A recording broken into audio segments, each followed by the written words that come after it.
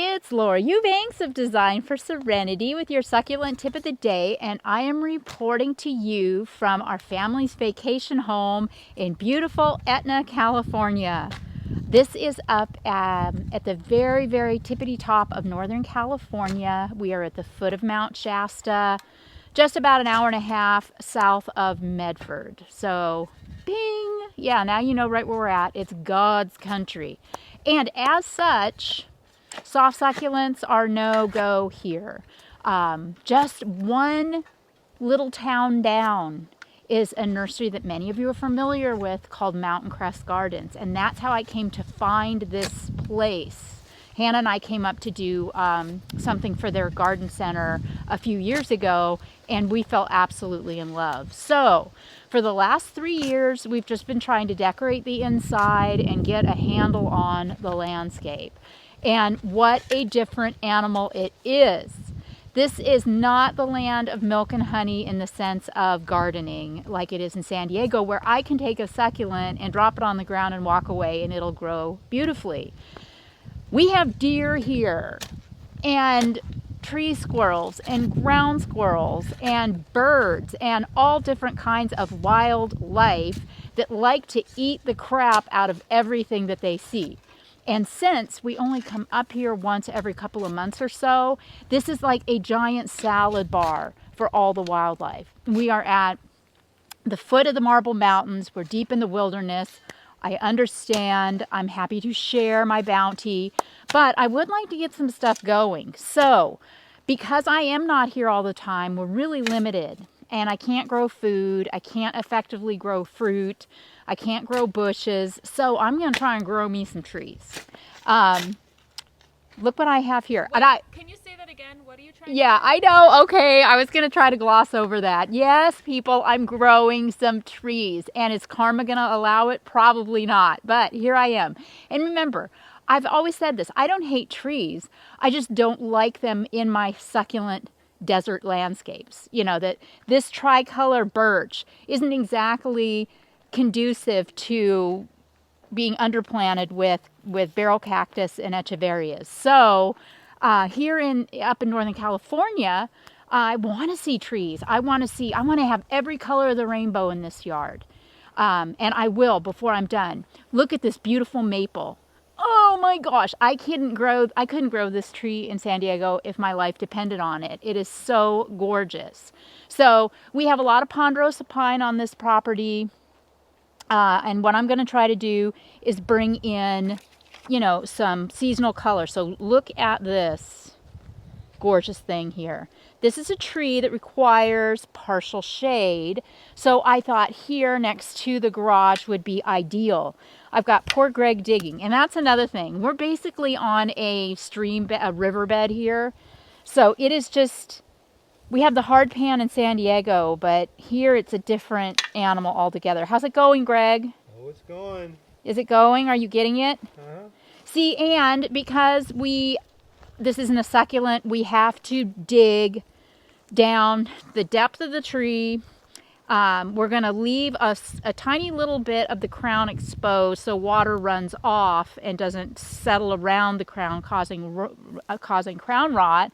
But we have to also amend. We've got some organic compost. We've got some garden soil. We're going to mix that together. We're going to water in our hole. We're going to do our very best to give this tree the best possible chance. But here's the thing. I mean, we can plant it perfectly, but the minute I turn my back, Bambi and friends is going to chew this thing to a nub. So Greg went to the hardware store yesterday and got some products, and we are going to try to fence this in such a way as to confound the deer. Wish us luck. So the idea is that every time we come up, we're going to plant 1 or 2 trees. Just to kind of see how it goes too, because they're expensive and I don't want, you know, I don't want to come here and see that I have failed. So the little birch is a test tree, and I got my dream tree, which is a dogwood. Oh, I fell in love with the dogwoods the first time we came up. This is called Eddie's White Wonder. Look at that. Isn't that so pretty? Look at the flowers.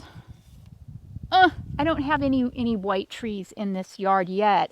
And this is, I know, our irrigation busted. When we bought the place, we came up in August, we closed 3 years ago, and then we went and didn't come back for a while and the lawn died. So we've since aerated and reseeded and we're trying to grow some grass, but this is a really hot spot in the yard.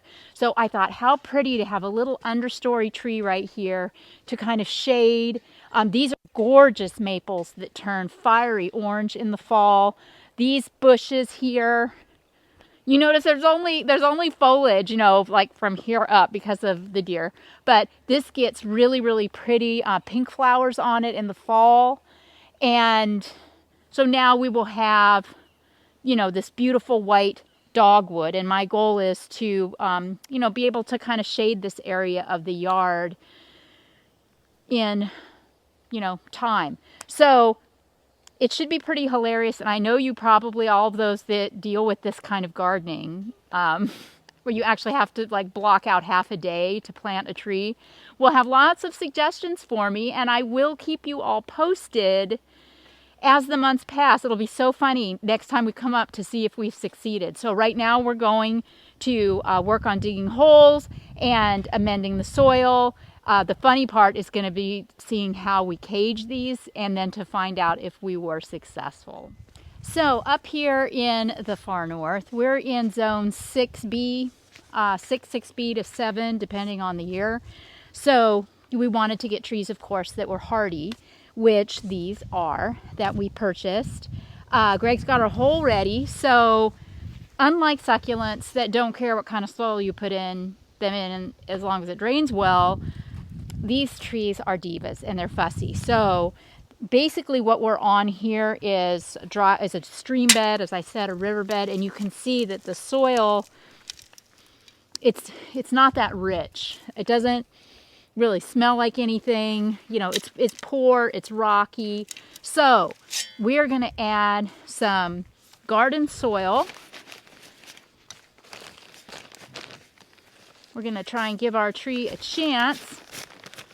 Here, this nice loamy garden soil will make up a couple of feet, give the roots something to really grab hold of. You'll also notice that we dug a pretty wide hole because this little tree has been sitting in this nursery can for I don't even know how long. And we want to make sure that once it's in the ground, the roots have a chance to spread without running up against this really, really hard earth. So in addition to the organic garden soil, we're also going to add in some compost. A couple shovels of compost, and then we're going to turn that in. This takes me back to my master gardener days. Back BS before succulents, when I used to work with trees and perennials and annuals all the time. I gotta tell you, I don't really miss it because this is a lot of work, and I am such a girl of instant gratification now that I have discovered succulents and cactus. But this is fun. So now we've got about 4-to-1 our compost and our garden soil. I want to plant this tree so that the base of the trunk is slightly above the grade. I don't want water to sink down and cause crown rot, which is the same with succulents too. Always plant a little above grade. And another really interesting thing to note about this adorable little beech tree is, of course, it's a grafted tree. You can see the graft here. And right below the graft, look what's happening. It's reverted. We've got just a regular old beech tree growing underneath the graft. So I am going to, where are my clippers? Oh, here they are. I am going to clip that off because I don't want that. There we go. All right. Now, what we're going to do is plant the tree with this stake attached. Now, when you buy a tree from the nursery, it comes like attached to a stake, and it's tight. You don't want to leave it on the transport stake. You're going to want to take this off and then restake. It's important to get good stability and good root growth to allow the tree to sway a little bit in the breeze. So I'll show you how to do that too. Okay, so I am going to add a little bit of the native soil back too, so it's not such a shock. At some point, these roots are going to have to meet this, and I would just assume that they've been acquainted first. So we'll throw that in, mix it around. Hey, lover, do you want to go grab me a bucket of H2O? Yeah, we're going to want to make sure we water the tree in really well too, and it will be watered via automatic irrigation moving forward. Okay. So can you take the roots off of this bad boy or what? Yes, no, you cannot. This needs to be planted very carefully and intact. And I don't want to pull the tree out from the trunk because you can really damage the delicate feeder roots that are right around the base of the plant. So, yeah, you just have to be so careful. Okay, so gently, there we go. Shake it out, and as you can see here, you know, the tree is young, isn't it? Look at all of those tiny little baby roots. So now you want to think about what direction you're planting it, and sunset is, where's sunset? That way. Yeah, you said this is north facing. Right, that way. So we want to plant this tree in the direction of how the sun is going to shine. So I want to pull energy. See, it wants to do this. It wants to lean this way. So if I turn it this way, it's going to have a better chance of growing straight because the sun will pull it. The sun's going to set. It's about noon. It's going to go that. Sun's setting this way. Yeah, so it's going to get hotter as the day goes and get more sun. So yes, I'm feeling really confident with my placement here. So now we can commence with the proper staking. I went ahead and pounded in a couple of little plastic garden stakes. These will just be temporary. After a year, I should be able to remove the stakes. That's my plan anyway. Also, this compost and garden soil has a lot of micronutrients in it already, so I'm not going to worry about fertilizing this tree this year. I can wait until next year. And the time to fertilize is when the tree is actively growing. So the first flush of new growth in the spring, for example. If you have a tree that's deciduated and lost all of its leaves, that is not the time to fertilize because the tree will not intake that nutrition. It's sleeping, people. Okay, so here we've got our nice loamy soil that I'm going to add in. All right, then I'm going to apply some water.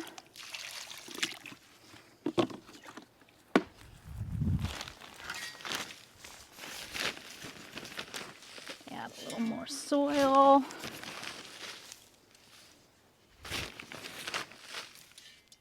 Okay, and now that I've got the tree planted and I've got the stakes positioned, I'm going to go ahead and remove the transport stake. Oh, this little trunk says, oh my gosh, thank you, it can breathe now. It's so tight. It just kills me when I'm walking about town and I see trees left on these transport stakes and they're just girdling and they're just so uncomfortable, like a really tight waistband. So yes, do remember to remove this stake when you bring your tree home after you've planted it. Okay. All right. Now, you just make sure we've got this tamped good. And then we will attach the stakes with these. This is called a soft wire tie. And all right, so I'm gonna run one. I'm gonna attach here a little up higher, and then one down here a little lower.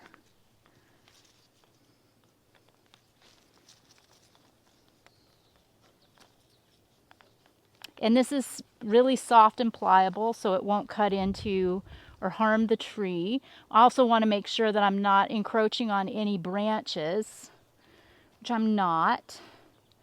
So see, now the tree can move when the wind blows and the breeze blows, and those roots down at the bottom are going to get strong, and we should have a really beautifully conformationally correct tree if the deer don't eat it first.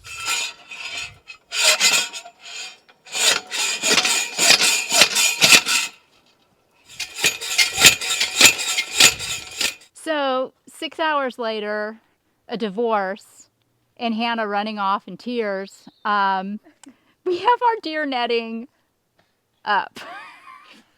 What is that, show? Nailed it! Okay, I know this is janky as hell, but we've got our Deer X protective netting for gardens and landscapes, and I mean, this obviously isn't going to be on any garden tours anytime soon, but it will be super interesting to see if it works. And you know what? They're out there. They're out there right now. I can feel those deer. I can feel their eyes burrowing into the back of my head. They are just waiting for us to go inside, and they're going to come over and go and just eat my tree. Oh my gosh. But hey, any suggestions? We did it. We don't know what we're doing, but we did it. Yeah, don't really know what we're doing here, but we did something. So if you've got a better idea, please send me pictures. DM me at Instagram at Laura Loves Succulents if you've got a better idea before I invest too much money in trees. Thanks, guys. This has been Laura reporting from Etna, California, where I am completely and utterly, clearly out of my depth with your, well, it's not a succulent tip of the day, but you get the idea. Bye, guys.